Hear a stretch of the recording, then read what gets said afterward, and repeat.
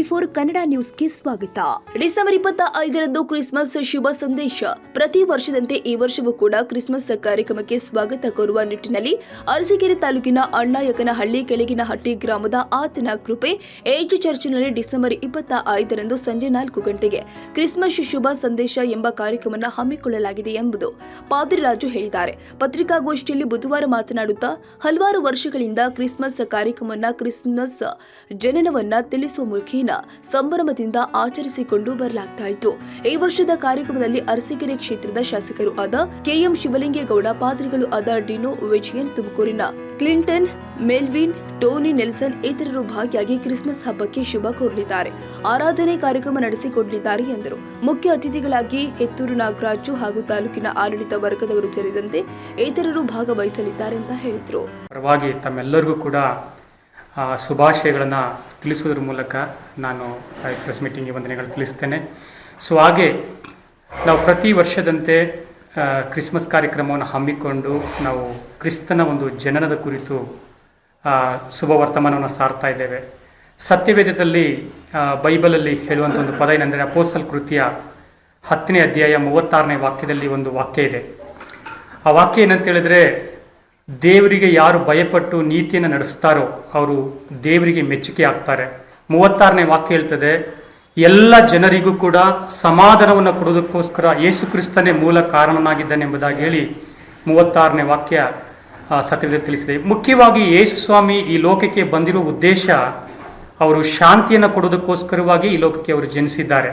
So ಹಾಗಾಗಿ ಈ ಕ್ರಿಸ್ಮಸ್ಸಿನ ಶುಭ ಸಂದೇಶದ ಮೂಲಕ ಜನರಲ್ಲಿ ಎಲ್ಲ ಕ್ಷೇತ್ರಗಳಲ್ಲಿ ಇವತ್ತು ಶಾಂತಿ ಅನ್ನುವಂಥದ್ದನ್ನ ಮನುಷ್ಯರು ಕಳ್ಕೊಳ್ತಾ ಇದ್ದಾರೆ. ಯೇಸು ಕ್ರಿಸ್ತನು ಈ ಲೋಕಕ್ಕೆ ಬಂದು ಅವರು ಶಾಂತಿಯನ್ನು ಸಾರೋದ್ರ ಮೂಲಕ ಜನರಿಗೆ ಶಾಂತಿಯ ಸಮಾಧಾನವನ್ನು ಬಿಟ್ಟು ಹೋಗಿದ್ದಾರೆ. ಮತ್ತು ಏನು 25ನೇ ತಾರೀಕು ನಾವು ಈ ಕ್ರಿಸ್ಮಸ್ ಕಾರ್ಯಕ್ರಮ ಮಾಡ್ತಾ ಇದ್ದೇವೆ, ಶುಭ ಸಂದೇಶವನ್ನು ಸಾರ್ತಾ ಇದ್ದೇವೆ.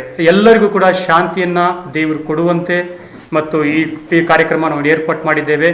ಮತ್ತು ಆತನ ಜನನ, ಮರಣ ಮತ್ತು ಪುನರುತ್ಥಾನ ಆ ದಿನಗಳಲ್ಲಿ ಯೇಸುಸ್ವಾಮಿ ಬೆತ್ಲೆಹೇಮಲ್ಲಿ ಹುಟ್ಟಿದಾಗ ಇಡೀ ಎಲ್ಲ ಓಡಲ್ ನೋಡುವಾಗ ಬಹಳ ಚಿಕ್ಕವಾದಂಥ ಪಟ್ಟಣ, ಬಹಳ ಸಣ್ಣ, ಅದು ಬೆತ್ಲೆಹೇಮ್ ಅಂದ್ರೆ ಯಾರು ಊಹಿಸ್ಲಿಕ್ಕಾಗಲ್ಲ ಅಂತ ಒಂದು ಪಟ್ಟಣ ಇಸ್ರಾಯೇಲ್ ಇತ್ತು. ಅದನ್ನು ಯೇಸುಸ್ವಾಮಿ ಆ ಒಂದು ಬೆತ್ಲೆಹೇಮ್ ದೇಶದಲ್ಲಿ ಹುಟ್ಟಿದಾಗ ಗೋಧಿಯಲ್ಲಿ ಹುಟ್ಟಿರುವಂಥದ್ದು ತಮ್ಮೆಲ್ಲರಿಗೂ ತಿಳಿದಿದೆ. ಆದರೆ ಅವರು ಹುಟ್ಟಿದಾಗ ಹೆರೋದ್ ರಾಜನಾಗಿರ್ಬೋದು ಮತ್ತು ಎಲ್ಲ ಜೋಯಿಸರಾಗಿರ್ಬೋದು, ಆ ದಿನಗಳಲ್ಲಿ ಯಾವುದೇ GPS ಅನ್ನುವಂಥದ್ದು ಇರಲಿಲ್ಲ.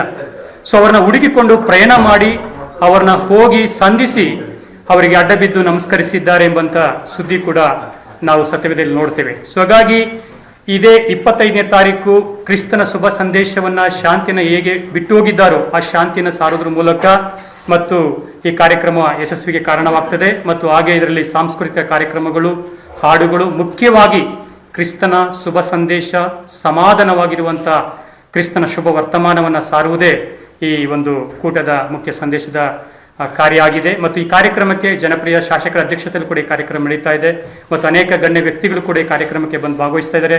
ಹಾಗಾಗಿ ತಮ್ಮೆಲ್ಲರೂ ಕೂಡ, ನಮ್ಮ ಮಾಧ್ಯಮದ ಮಿತ್ರರು, ಎಲ್ಲ ಸ್ನೇಹಿತರು ಕೂಡ ಈ ಕಾರ್ಯಕ್ರಮ ಬಂದು ಭಾಗವಹಿಸೋದ್ರ ಮೂಲಕ ಈ ಕಾರ್ಯಕ್ರಮಕ್ಕೆ ಯಶಸ್ವಿಗೆ ಕಾರಣರಾಗಬೇಕೆಂತ ಹೇಳ್ತಾ ನನ್ನ ಒಂದೆರಡು ಮಾತುಗಳನ್ನು ನಾನು ಮುಗಿಸ್ತೇನೆ. ಕಾರ್ಯಕ್ರಮದ ಬಗ್ಗೆ ಈ ಕಾರ್ಯಕ್ರಮ ಬಂದು ಸೋಮವಾರ, ಇದೇ ಸೋಮವಾರ 25ನೇ ತಾರೀಕು ಅಣ್ಣಾಯಕನಹಳ್ಳಿ ಕೆಳಗಿನಹಟ್ಟಿಯಲ್ಲಿ ಸುಮಾರು 4 ಗಂಟೆಗೆ ಕಾರ್ಯಕ್ರಮ ಆರಂಭ ಆಗ್ತದೆ. ಜನಪ್ರಿಯ ಶಾಸಕರು ಕೂಡ ಈ ಕಾರ್ಯಕ್ರಮಕ್ಕೆ ಆಗಮಿಸ್ತಾರೆ. ಮತ್ತು ಇದರಲ್ಲಿ ಸುಮಾರು 4 ಜನರು, ಡಿನೋ ವಿಜಯನ್ ಎಂಬಂಥವರು, ಕಿಂಟ್ಲನ್ ಅನ್ನುವಂಥವರು ಮತ್ತು ಮೆಲ್ವಿನ್ ಅನ್ನುವಂಥವರು ಈ ಕಾರ್ಯಕ್ರಮಕ್ಕೆ ಬಂದು ಕಾರ್ಯಕ್ರಮದ ಶುಭ ಸಂದೇಶವನ್ನು ಕೂಡ ನಡೆಸಿಕೊಡ್ಲಿಕ್ಕಿದ್ದಾರೆ.